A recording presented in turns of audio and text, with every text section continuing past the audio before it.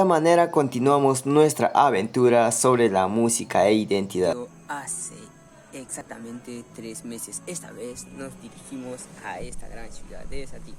De hecho, nuestro objetivo es rescatar nuestra identidad, nuestra cultura. Así que mis amigos, solamente agradecer a cada uno de ustedes, dejar sus comentarios y poder seguirnos en todas nuestras redes sociales.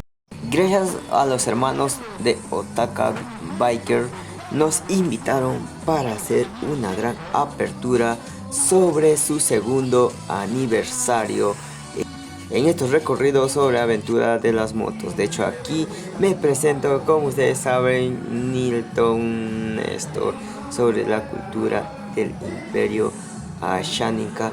Esta vez llegamos en este lugar con la invitación de un gran amigo que se llama Sampakiti. Claro que sí, aquí llegaron los amigos de los diferentes lugares del departamento de Junín, del Cerro de Pasco, de Oxapampa, de la ciudad de Lima y claro que sí, infaltable nuestro amigo Sampakiti.